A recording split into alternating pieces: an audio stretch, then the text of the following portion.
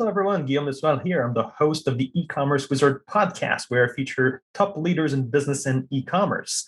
Today, our guest is Tivan Amour, CEO of Tone Messaging, and we'll be talking about how to build the highest value SMS marketing strategy for your e-commerce and Magento.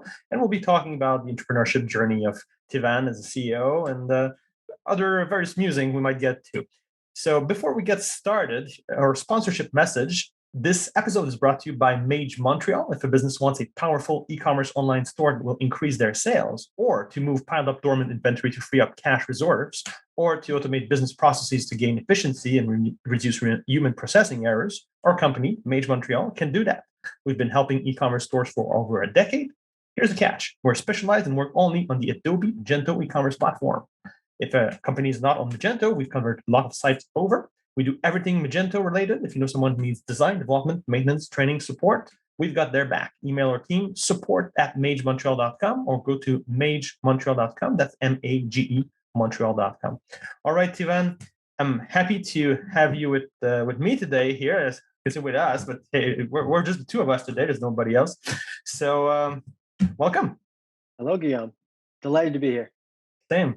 So let's talk just a little bit quickly about your background, getting to where you're now. So you built a first company.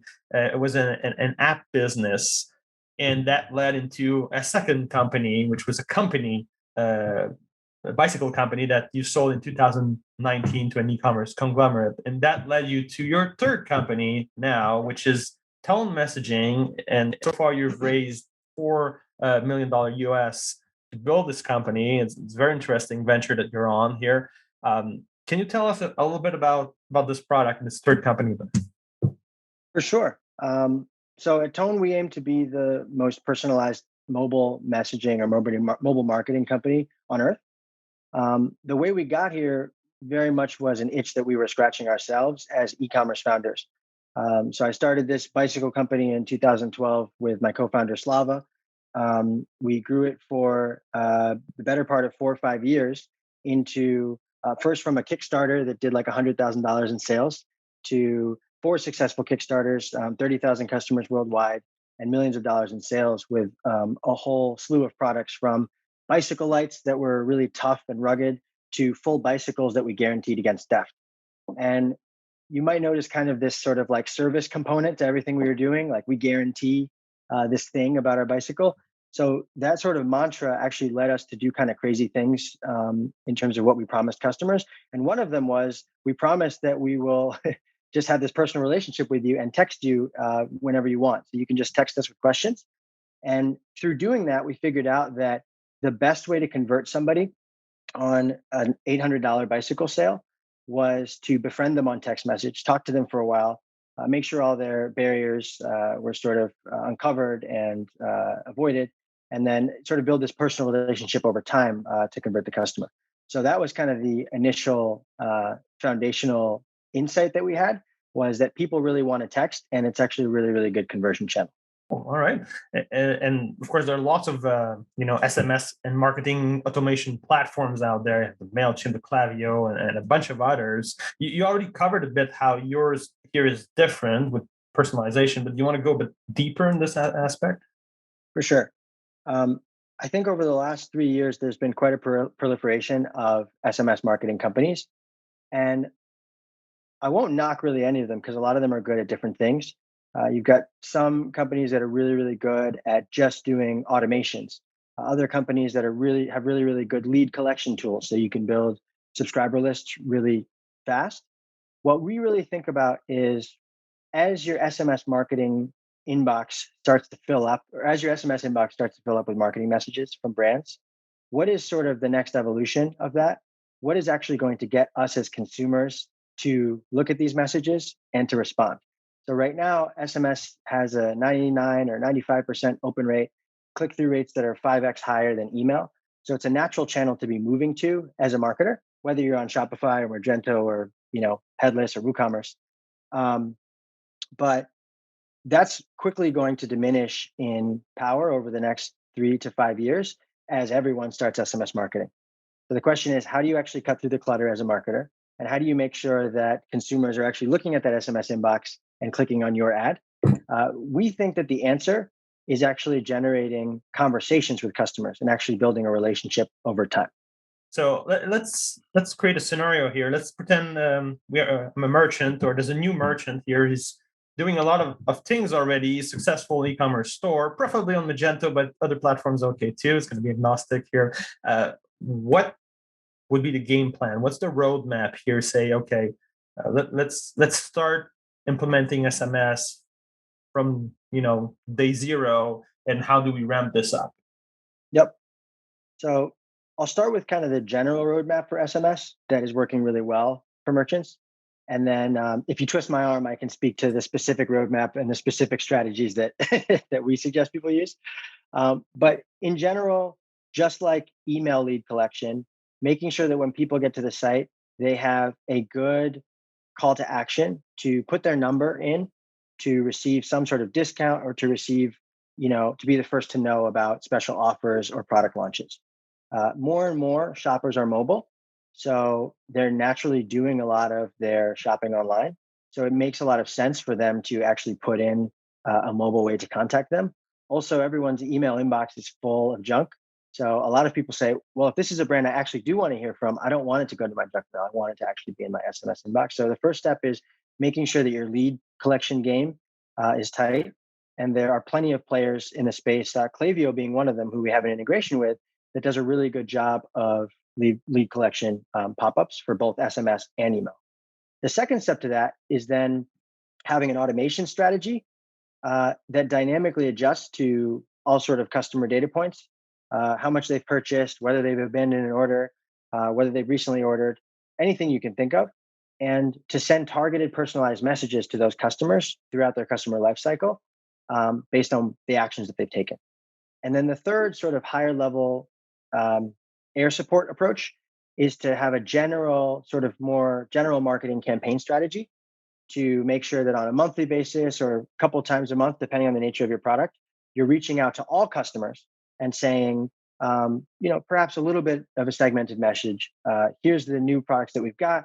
Here's some deals that we're offering. And, based on who you are, here's what we think you're going to like most. Okay, so you start with building up a list of people. Obviously, you can use your existing customer list, but lots of people visit your sites, but you don't have their numbers, their emails. So you want to collect that. You're building the list. Then you want to send them personalized messages as much as possible. And also, your third phase is general targeting everybody, ideally with some segmentation still, but at the very least, send out the newsletters and the SMS to everybody. So that's the global play, right? Yep. Okay, and now let's narrow it down a bit. Like, that merchant is coming to you. He doesn't know. He doesn't have a clue. So now, what will you tell him? Okay, he did that. Now he's sending out his monthly thing. He has a capture system. He's trying to send some targeted, relevant messages to his customer. Like, what's the next step for him? For sure. So what a lot of merchants that implement SMS find is people think of SMS as a personal two-way channel. So consumers interact with it as such, meaning that if you start sending thousands of one-way messages on SMS promoting sales and promoting new product, you'll start to get this steady flow of responses. So you might send out a message about a sale, and you might have a few hundred customers respond and say, hey, actually my code's not working, or hey, I want to buy, this bundle and I'm not exactly sure how to put it in my cart, or, what's the shipping going to be to this address in Florida? All sorts of questions that emerge as barriers to purchase that with a traditional customer service model, there's no way to really convert those customers quickly, because, the customer would have to email support, wait at best several hours, if not a full day, to get a response. And by that time, you've kind of lost the opportunity. So the next iteration of this that thousands of our merchants are figuring out is make this a conversational channel that within minutes you can have answers that actually convert customers who are naturally going to respond to this type of marketing. Yeah, it's very awesome. Okay, so you make it a conversation, as you're saying before. Yeah. And that's the service that actually Tone is offering, because you mentioned Klaviyo, if I understood correctly. You have a little bit of an overlap with them. They can send SMS, they can send emails. You can do that too. But then you seem to have that personalized workforce that will do a sales and communication and back and forth and remove barriers to sale by answering customers' concerns. move the transaction forward. That's right. So our platform, in addition to having all the standard SMS marketing automation features that you would expect, we have a team of agents in the background who we call superhumans, and some AI in the background that at all times is looking at customer responses and figuring out the best answer to convert the customer or to move them down the funnel. Um, all the brand has to do is set up some easy parameters and basically set the rules of engagement. And over time, this system becomes very powerful. A big knowledge base, often bigger than the actual knowledge base that the brand has, like for their actual customer support. And on average, 3 to 3.5 minute response times on every single message. Oh, that's quick. Okay, very interesting approach there. And we're still fairly high level in the general concepts and strategies. Now, if we zoom down even more, we get tactical. Is there any specific tactics that you saw better conversion or lift for the brands? For example, abandoned cart email reminder, or is there a specific a hot tactic of the moment? Yeah, I would say our bread and butter and how we actually started this business was, I mentioned kind of generally we were texting customers and it was working. The actual use case that really convinced us that this was an opportunity was we realized that a large percentage of our customers or potential customers were putting an $800 bicycle in their cart and then leaving. And no amount of cold email or even trying to call the customers or reach out to them on Facebook, like nothing could actually get them back after we lost them there. But we knew that they weren't just abandoning because they lost interest. We knew that this was a high involvement sale. They had questions ranging from, how do I put this thing together when it arrives on my doorstep? How long is it going to take? Because I need it by a certain time to ride. And, can I get a discount? All questions that could be answered with, some automated message or with a human at the right time. So what we started doing is we said, okay, why don't we just build with Zapier a quick automation that engages these folks in conversation after they leave their number and after they leave the bike in their cart, and basically surfaces the barriers to purchase that we can then sort of insert our sales team in and close the sale. So the first message said, it was very long, kind of embarrassingly long now thinking about what actually works, but the first message we ever sent was like, hey, Guillaume, this is Tivan from Fortified Bicycle. I'm your rider advocate here, and I just want to make sure that like you have the best riding experience. Before completing your purchase today, are there any questions I can answer for you? So very, very long, but it kind of got the point across. And the thing that we learned was people responded at a really high rate to a personal message like that. By the time we had tweaked it a little bit, we were getting 40 to 50% response rates. And now that's pretty much standard across our entire network of over 1,000 brands. And it's once someone knows they have a human that will get back to them very quickly, all their barriers just surface. So like, okay, well, it's a little bit too expensive for me. I want to make sure that I get the right size, and I want to make sure that I can put it together when it gets here. And then, of course, it just takes a human with a few templates, arranged in the right way and responding quickly enough to quickly pick off all of those answers or questions rather to convert the sale. So I would say the main play that we have across all of our brands and sort of what we'll start a free trial with is always the abandoned checkout recovery play, where we send a very short message, 2 or 3 sentences, asking if the customer either wants a discount or if we can help them complete their purchase. And that tends to have a 25% conversion rate. But not only that, that actually starts this long-term relationship where the customer now has this person that sold them the item, right? So we see hundreds of people every single day come back to Sarah or Rob or Maya, whoever it is that is the persona that's texting with them, and saying like, hey, I bought my first thing with you. I'd love some advice on what you think I should buy next, or can you get me a discount on this next thing? So discounts great. Not all merchants like them, though. Of course, it eats a lot in the the net profit margin. Uh, does that ever like cannibalize sales to offer the discounts, or you have some kind of a rule? You wait a bit. You ask the fish to can first answer their questions, and if that did not convert, then the second series of message would be like with a discount or. We customize every single one of these automations for every merchant to make sure that they're maximizing everything from sales to profitability. But one thing I can say is more often than not, we actually increase the average order value even when we're offering discounts. The reason being that once somebody feels comfortable and they feel like they have a salesperson that is knowledgeable and that they're dealing with, and that they want to buy from ostensibly, and they actually add more to their cart. So most of our brands, especially as the average order value increases, like if we're selling, expensive clothing, bicycles, furniture, we tend to see the average order value increase by somewhere between 10 and 15%, just because there is that 1 in every 5 or 1 in every 10 customers that says, you know what, I want to buy from you, Guillaume. I'm going to add, the love seat too. Cool. Okay, I like it. Very interesting. Is there anything else that you'd give as a tip, advice, whatever, a tactic or strategy for somebody putting in place SMS marketing strategies? Any way that you can make it personal for the customer. So segmenting based on action, based on what you know that they like, very, very important as soon as possible. Because like I'm looking at my SMS inbox over here right now.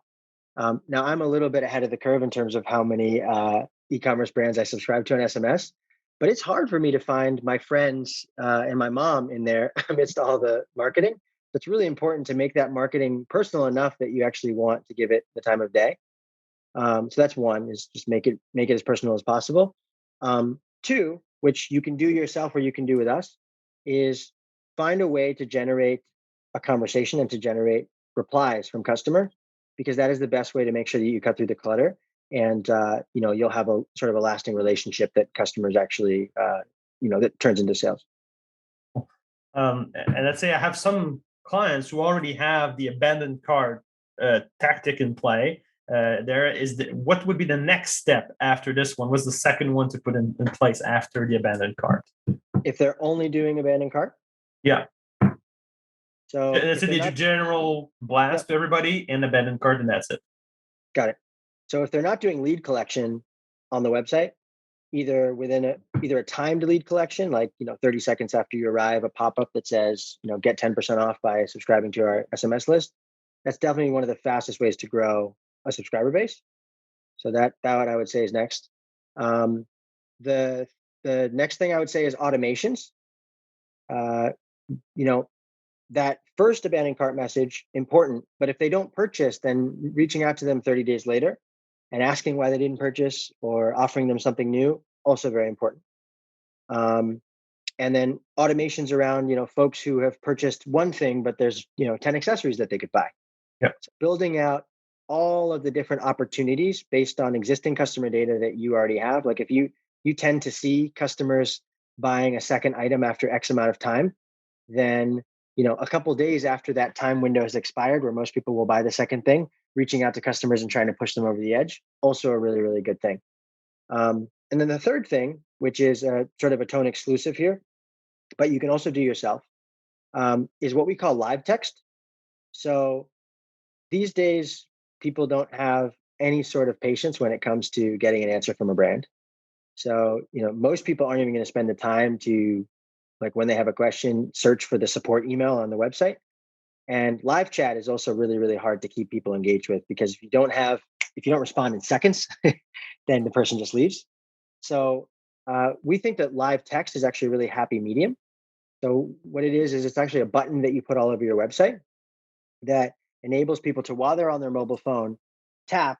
It opens up a text message conversation with a pre-filled message like, hey, Fortified Bicycle, I've got a question. And then within minutes, they're actually texting with someone at the brand. The reason that's really valuable is twofold. One, it's an asynchronous conversation, so that people don't have to sit on the website waiting for a live chat conversation to finish. Most people don't have that kind of time. It's fast enough that people don't forget about it, like with email. And it has the added benefit of adding to your subscriber list. So after you've solved that problem for the customer, then they are actually like a VIP, highly engaged customer that when you send a message to, they're like, oh, I had a great experience with them. Yeah, I'd consider buying from them again. But I do remember, like, hey, we're both new dads, like how being a dad affects your management style as an entrepreneur. It's like, hey, we know about that. Yeah. I think this was something that I just mentioned to you offhand when we first chatted. Maybe because it was on my mind, because I think I just, for the third time in a day throughout the business day, like, quelled a crying baby. But I think something that you would probably agree with is that, perhaps going into fatherhood, like I thought that I had a lot of patience, and I thought that I was like, calm in the face of adversity. Nothing could have prepared me for getting up 5 times in the middle of the night to a screaming child that knows no better, and that you know you're sort of the only sort of resource for. Um, so I feel like, I certainly won't call myself a perfect leader at all, but I do think that um, it's given me a little bit of insight into how much patience just people need in general, and how you get good results out of folks when you give them the sort of patience and the attention that they're asking for. Yeah, I agree with that statement. Like getting up 5 times a night, it's really hard. First 3 months was really hard. For the lack of sleep is not enough to describe it. In our case, it was literal sleep torture. Yeah, The baby could not hold the milk, whatever. So anyway, yeah. it took an hour to make him sleep, and he wanted to drink 2 hours again, and it was a nightmare. And Uh, you mentioned that you went off coffee around that yeah, time. yeah. Actually, no, that's 1 year after. So Oh, okay, what was? Yeah, you got the timeline right. 1 year off. got it. Yeah, no, going off coffee is an experiment. We'll see if that works. That notion. The doctor was explaining me something that I'll not be able to explain back to you. That energy is a molecule. They can Yeah. identify it, and basically that coffee molecule blocks your true energy molecule. So it's a test. We'll see if that's true. That no coffee actually gives you more energy after you're done with your Well, your if period that of if that's the case, then I'm running on about 24 ounces of fake energy, fake energy. but Yeah, but it's keeping me happy. I uh, like the boost for sure from coffee, but anyway, it's an experiment. We'll see how that things go. I would have thought that I would never cut my coffee. I need my coffee boost in the morning to just like get started, as an entrepreneur. But hey, it's a test. What if I can have even more energy than by just getting on that truly healthy lifestyle, plenty of sleep. If I need more than 8 hours, more than eight, then it'll be nine. Now that the baby sleeps this night, and it's a test. We'll see. I've seen other studies about side effects, coffee, and so on. But what the hell do I know? I'm going to test it and see if it works. mhm. You know? Well, I'd love to hear the results. Yeah, yeah. So what's next for you for the business? What's the vision? Where are you going? Yeah, I think the biggest insight that we've had over the last 6 months is really that um, the shortest distance to increasing your lifetime value with a customer is to sprint to that reply. The quicker that you can get a customer to engage and to reply, the more they will spend in the shorter amount of time. So everything in our business is really geared towards, at every single interaction point, whether it's on the website, at a bin and checkout, in automations, in recurring monthly campaigns, how do we entice folks to give us a message back? Because once we have that message back, we can work with that, and the possibilities are unlimited. Versus sending to a list where most people don't really engage. You've got like a single digit click through rate, and then what do you really know about the rest of the customers? Um, so what that really means in practice for us in terms of um, like a roadmap is thinking about um, building software that takes the data that we know about customers uh, and allows marketers to leverage that to generate the reply. I know it's a little bit abstract, but But I'll pause. you're touching on something important because you're talking about the speed to that first reply. First, the customer gives you a reply, and then the speed for you to reply to that reply as fast as you Yep, can. yep, And very often, if you analyze a lot of scenarios for business, I mean, speed like that is very often the key driver, like above almost everything else. You look at yep, for project management, look at car manufacturing, you look at what Elon Musk puts forward as the most important thing. Like he's crunching time mostly more than other things. yep. And if you look at an example like the Toyota production system, the one piece flow, all that stuff, Hmm. just in time, as they call it, also. It's the same thing. What they want the production to flow from the start to the end as fast as it can, and stuff does not stay stuck in one state. So it's really flowing fast, and you optimize everything around flow. That stuff doesn't block; it goes fast. So when I hear the concept that you want this to go fast for the first reply from client, and to go fast as the first reply to your client's reply, like to me, it sounds like a really a winner from a more universal business point of view. Right. There's also kind of like a social moray aspect to this. Like, there's folks in your life that maybe you've like tangentially met them at parties, they're friends of friends, right? And if you don't have a good conversation with that person soon enough, what happens? You kind of have this like awkward barrier between you where you're like, well, they don't really want to be my friend. I don't really want to be their friend. So we're just kind of acquaintances, and we just like, nod at each other whenever we see each other.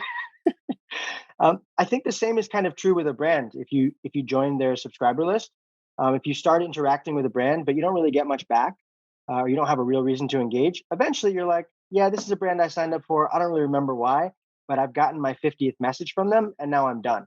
As opposed to, imagine if you sign up for a list with a brand, and within the first 10 minutes, you've kind of made a personal connection, a personal bond with someone at that brand. What sort of trajectory does that put you on as a customer with them? It's a huge difference. And you have this more in the B2B world or high-end B2C customer products. Like you're saying, a paid $100 or more bicycle, then you have the time and the money to pay a sales guy to do all that. So it's interesting if you're bringing this more and more to a mix of automation, AI, and trained staff and knowledge base for support and so on, that you're trying to bring something that's more exclusive usually to something that's not becoming more and more mass market, that the lower end product could afford that kind of service and personal connection with thousands of their own customers with that approach. It's the Tesla strategy. Yeah, you start high end and you go down. Start with the expensive sports car. Yeah. And then eventually cannibalize yourself with a cheap Model 3. It worked for the iPhone as well. And you just cannibalize the iPhone, cannibalize iPod, and vice versa, and whatever. No, it makes sense, because in a way, otherwise somebody else will take that market. So you're not truly cannibalizing yourself if you're actually taking the market, because otherwise somebody else will take it from you. So you cannibalize yourself, it's true, but it's to protect the next slice of the market as well. So it's actually expansion, but it has to be done in a smart way. If you didn't analyze it right, you could be cannibalizing yourself in the wrong way. Yeah. So Guillaume, I had a question for you. Am I allowed to ask questions? Of course, go ahead. Okay. So I think when we first got connected, one of my first questions that you started to answer was, in the Shopify ecosystem, we're starting to see merchants really, really adopt SMS marketing pretty fast. But as we're rolling into the Magento ecosystem, we're seeing pretty good adoption, but it does seem like in general, SMS marketing is they're definitely behind in terms of SMS marketing there. What do you see as the barriers to brands that are using Magento to jumping on SMS? Is it a focus thing? Is it a technology thing? What are the main sort of barriers to really getting into this growth channel? I'd say it's the crawl, walk, run aspect, and a lot of them are not running yet. They're just like they're walking. So for sure, you need to be there in your whole roadmap. That now it's time for this. For sure, the ease of setting up the thing. Like if you have a really great extension. I have, for example, in mind, I have Avalara for the tax. In Magento, you install that extension. The US taxes are super complex, and there's never a problem. Maybe there are problems when they set up with Avalara. I don't know that part, but I know that for the Magento part, that thing, I've never had a single bug with the thing. Yeah. It's like I put it in my project plan and I lower the amount of hours because I know this is not going to give us a problem. And I'll recommend it strongly to my clients. Say, no, this one works awesome. Avalara, you can't go wrong on Magento. That's a really good heuristic for whether or not it's a good partner of yours. Is you lower the number of hours when you see them in a project plan. Yeah, exactly. That's very few for who I do that. So that's one thing. So you want to feel for sure that the solution is really solid, the integration is really solid, and that rolling this out doesn't mean that it won't be a lot of work, that they don't need to dedicate a person in-house to doing all the marketing with you, feeding the information, knowledge transfer, and all that. But that it's not going to add too much technical hurdle That's for sure is one thing, because these merchants have a lot on their plate. They're running like $100 million a year company, and they have sourcing and opening new warehouse and new factories and this and that. These guys are busy. Right. They want to get to the next thing, but sometimes, despite their budget, they seem to have a hard time reaching the full-on run unless they're really massive company and have massive budgets. So the easier you make it for them to onboard, I'd say it would help for sure. So Guillaume, one of the things that I started to notice pretty early on as we started onboarding our first, 50, 100, 200 clients, um, was there was kind of like this distinct profile of entrepreneur or founder that we would meet that for whatever reason had figured out how to really unlock really fast growth. Not 2x per year, not 3x, but like 10x. Yeah, okay, you got me interested. I want to hear about that. So I don't know that I necessarily, maybe if you push me, I could kind of give you some bullet points. So maybe after, but I'm gonna ask you the question first. Working with the number of clients that you guys do, if you try and segment like the top clients that you work with, what would you say is the profile of the founders, the founding teams, and the executives that you work with that really leads to, or the folks that are having the most success? What do they like?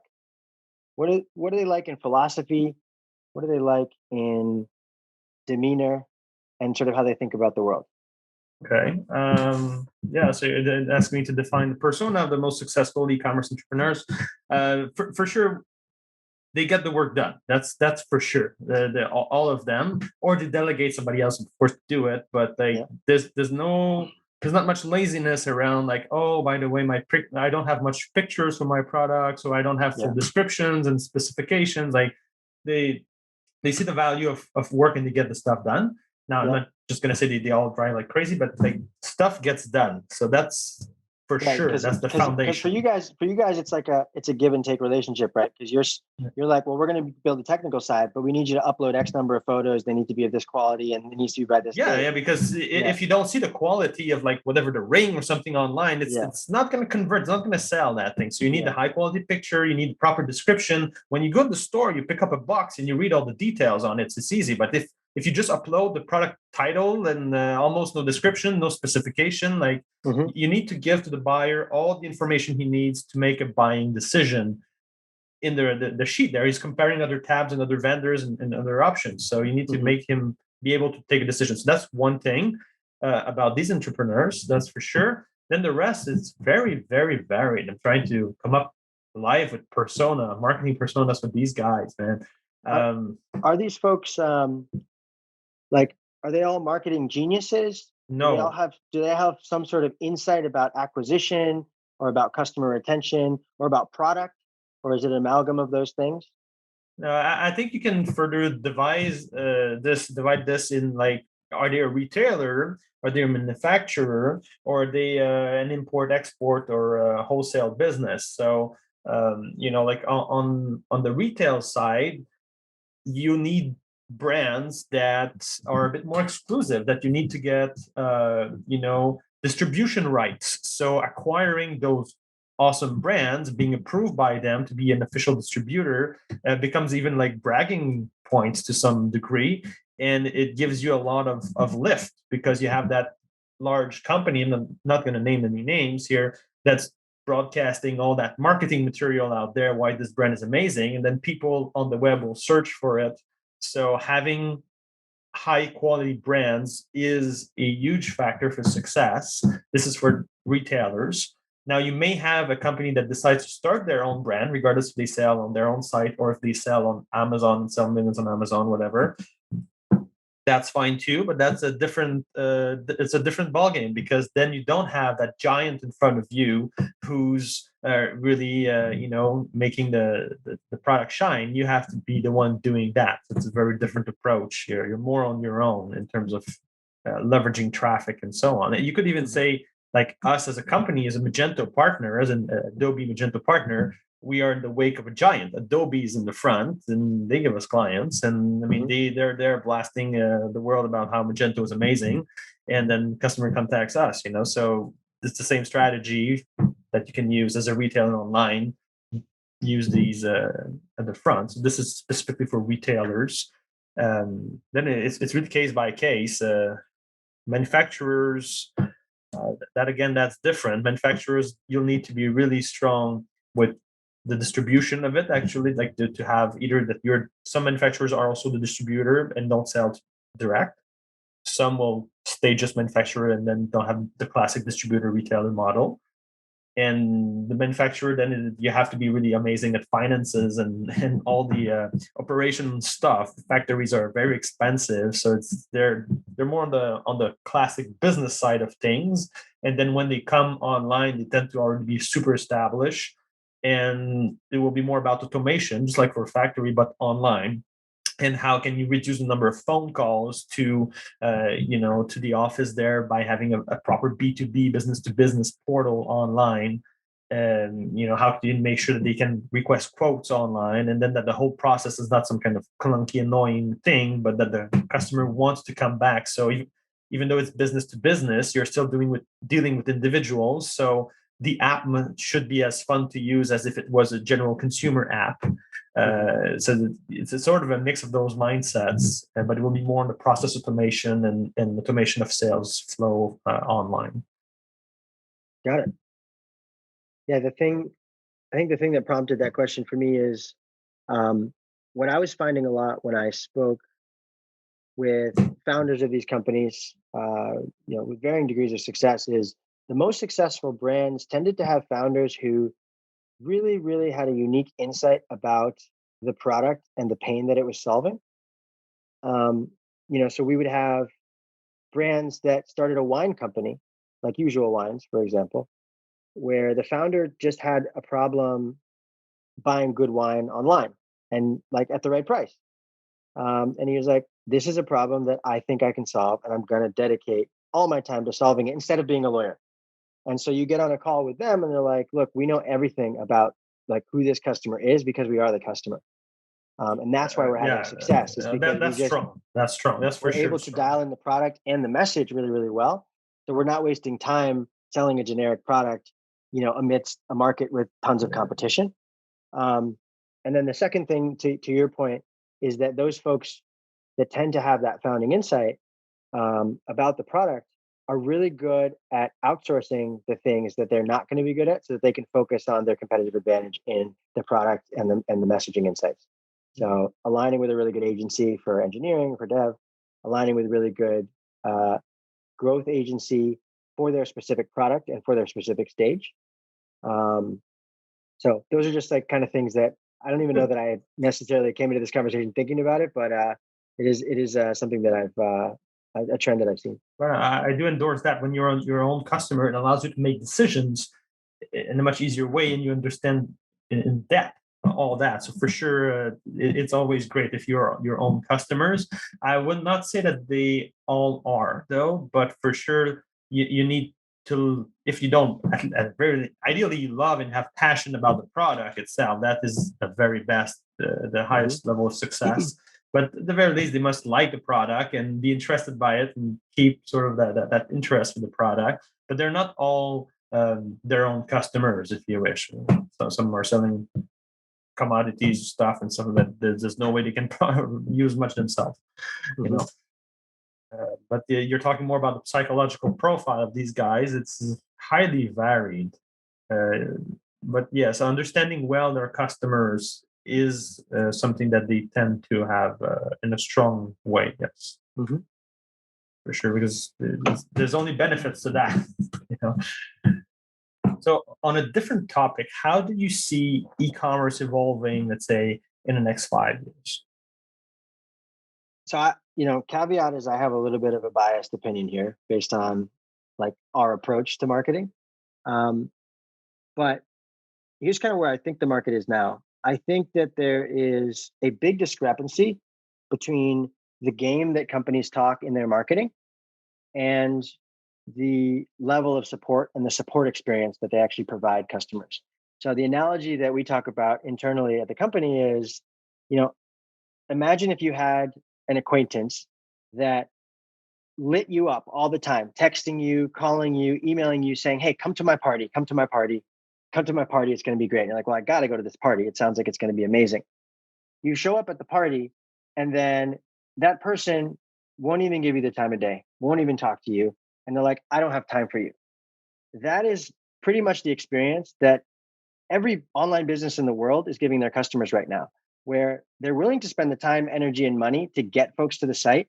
But the moment that customers say, I might want to do business with you, can you answer a question for me? They're like, oh, that's going to be at least 8 hours and send us an email. So I think that brands that are smart are realizing that, especially in a post-COVID world and in an increasingly mobile world, marketing, sales, and support are really going to converge. And the brands that have the advantage are going to be melding their marketing with their support a lot more. SMS happens to be the channel where those things converge, we think, the best. So you can build a list of customers that want to listen to you. You can send messages to them. And at a moment's notice, you can give them the support that they need. And we just think that that's kind of like, at least from a consumer perspective, if you ask consumers, 70% of customers want to text back and forth with brands. So it's only a matter of time before all businesses are doing that. That's interesting. So it's coming back a bit to omni-channel, what you're talking about, that regardless how you contact the brand, you're going to have the same great experience. And also just in general that they care about it and give you they don't make you wait all those hours. So they can engage by text messages or chat or whatever and get super quick response.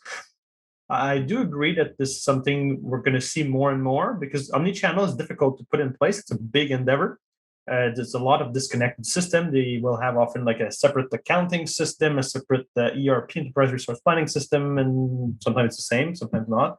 And then they have an e-commerce platform, and they have Facebook. Then they have a different sales platform and a different platform for support sometimes. And then you have to connect all that stuff together. It's a lot of work. I do see a lot of the legacy ERP, enterprise resource planning system, over the next 5 years getting progressively replaced with something more up to date, more web-based, or then could connect with websites, what's called a headless right now, or PWA, which is the same thing, progressive web apps. So that's going to help connecting system together. And from a technical point of view, sites will be faster. We're going toward that. So there's going to be that change toward progressive web apps for a lot of it. From a technology point of view, for the consumer, that just means a site that's faster, and that brand's trying to sort of get up to speed in a way. Like the service is far from ideal. So they're going to be improving operational excellence, basically, and connecting all the systems together, omni-channel, improving the customer experience, like you're saying. I'm going to bet on two big trends.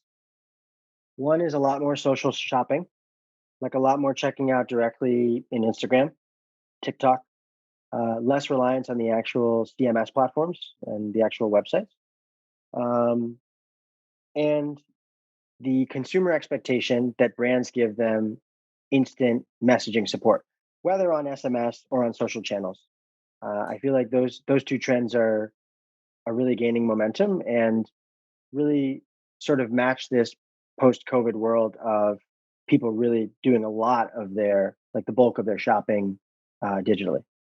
Right. So and still feeling like they need that human support, and they don't want to click all the way down into a website. They want to buy the thing when they see it. My wife does this all the time on like Instagram and Facebook. She's like, I don't even want to go to the website. I just want to buy it right there. And often she has to like go through too many hoops.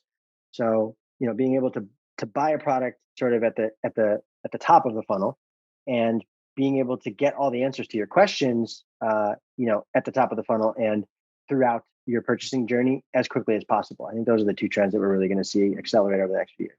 I'd go a little further, more nuanced there. So that, let's say, if you're talking about buying on apps such as Instagram's app, I would agree that that's going to keep going up.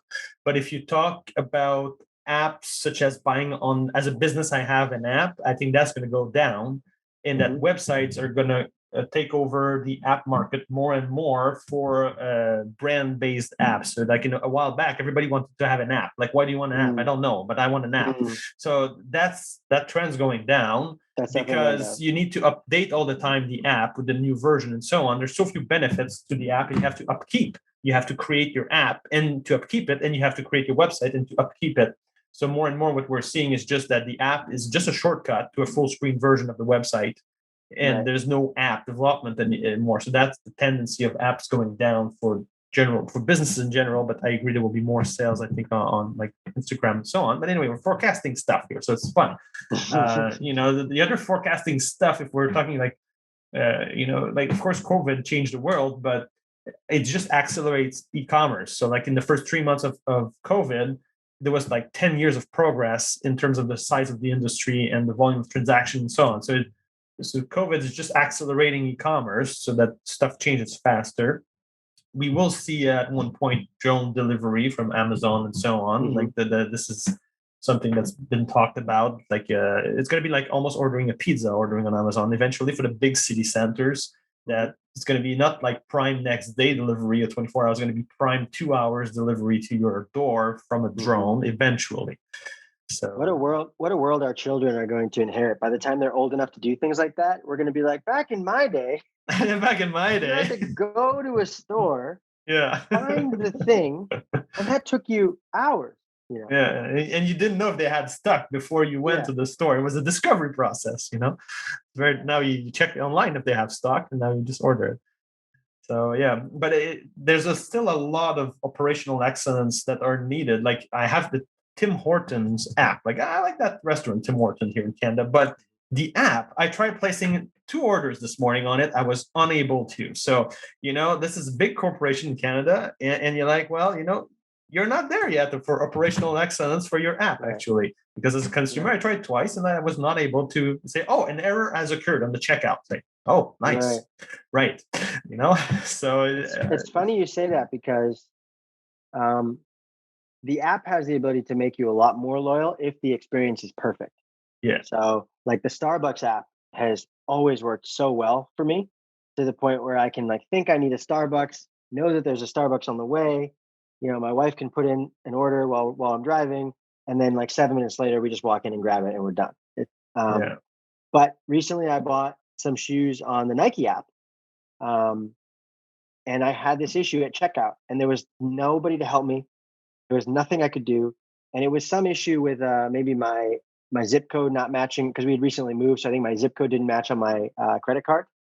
But once that problem happened, apparently I was doomed in the app and I couldn't check out at all because they blacklisted my IP for a while. But there was I just had to figure that out by Googling around.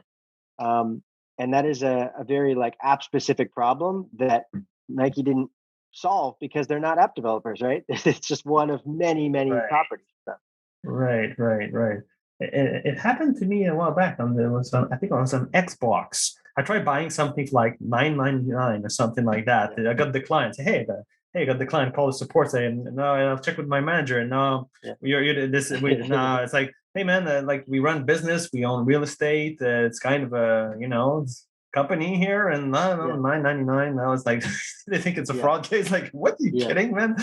So anyway, the operational excellence is extremely difficult to achieve. They will improve their app more, but I'm sure they'll get there. They're very good, very competitive.